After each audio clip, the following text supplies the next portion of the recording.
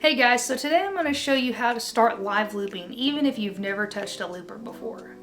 By the end of this video, you're going to see how simple it really is.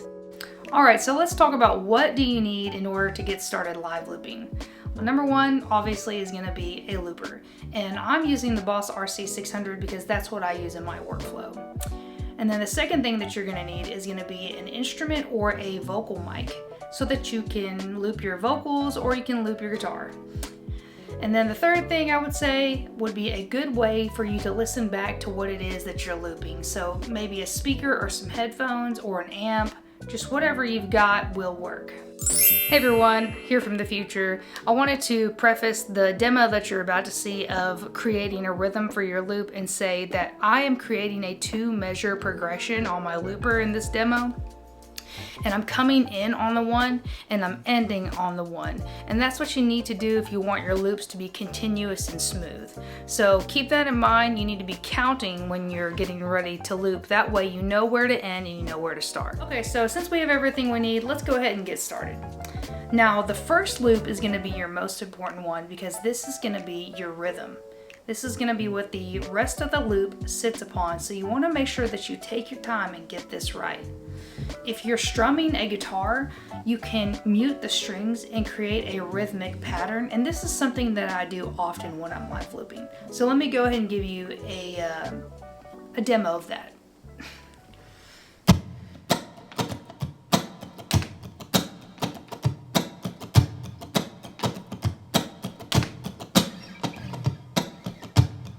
And sometimes what I like to do is, if I'm not got my drums with me, I will just tap on the guitar and create more of a rhythm sound. So I'll go.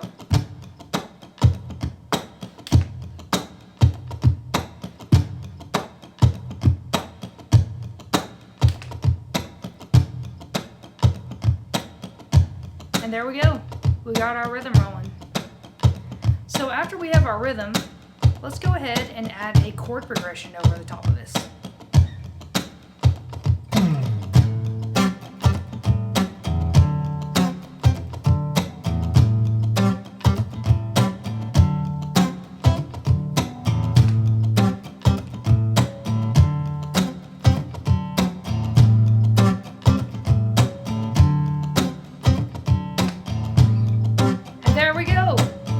Got our first loop going, and it sounds pretty groovy. So now you can just hang out, sing, or solo.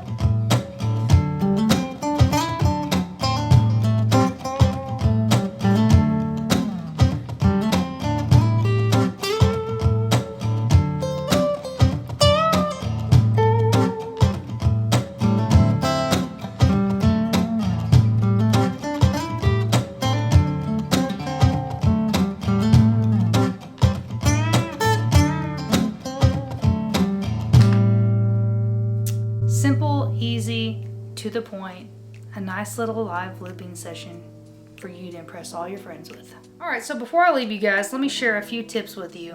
Number one, keep your loops short because you're going to bore the heck out of your audience if you take too long to get into the song.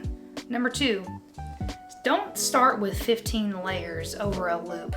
Like I said, you're going to bore the heck out of your audience and you don't want to overcomplicate things. Less is more. And number three, move your body when you're looping. Tap your feet, get in the groove, let your body feel that rhythm so that you can better translate it onto your looper pedal. If you do these things, you're going to be golden. I hope you guys enjoyed this video, and if you did and you want to see more live looping tips or some easy songs to live loop, please hit me up in the comments and I'll see about making another video. Until then, I hope you have an awesome day and I will see you guys next time.